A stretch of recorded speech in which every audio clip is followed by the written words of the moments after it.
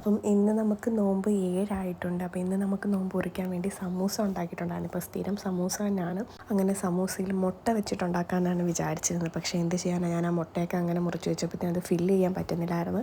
പിന്നെ ഞാൻ മുട്ടയൊക്കെ അങ്ങ് ഉടച്ചങ്ങ് ചേർത്തിട്ടുണ്ടായിരുന്നു. എന്നിട്ട് നമ്മുടെ സമൂസയൊക്കെ ഇവിടെ സെറ്റാക്കി ഇവിടെ പൊരിക്കാനൊക്കെ ഇട്ടിട്ടുണ്ടായിരുന്നു. വീണ്ടും ഞങ്ങൾ എൻ്റെ വീട്ടിൽ വന്നിട്ടുണ്ട്. അപ്പോൾ അതിൻ്റെ ഇടയിൽ കൂടെ ഉമ്മ ആണെങ്കിൽ പയർ തോരൻ ഉണ്ടാക്കുന്നുണ്ട് കഞ്ഞിക്ക് വേണ്ടിയിട്ട്.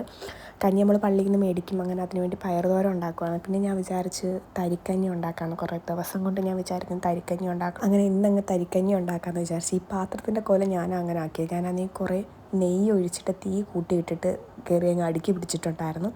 അങ്ങനെ നമ്മുടെ തരിക്കഞ്ഞി ഇവിടെ സെറ്റായിട്ടുണ്ട്. അത് കഴിഞ്ഞിട്ട് ഞങ്ങൾക്ക് നോമ്പ് കുറിക്കാൻ വേണ്ടിയിട്ട് സമൂസ, പഴം, ഈത്തപ്പഴം, ആപ്പിൾ, തണ്ണിമത്തൻ, വെള്ളം കലക്കിയത്, ചായയൊക്കെ ഉണ്ടായിരുന്നു. പിന്നെ അതൊക്കെ കഴിഞ്ഞിട്ട് കഞ്ഞി കുടിച്ചിട്ടുണ്ട്. ഞാനെന്നും കഞ്ഞിയും പയറും കൂടാണ് കഴിക്കുന്നത്. പക്ഷേ ഇന്ന് എനിക്ക് ചീനിയും മീൻ വറുത്തതും അച്ചാറും ഒക്കെ കൂട്ടിയിട്ട് കഴിക്കാൻ തോന്നിയിട്ടുണ്ടായിരുന്നു.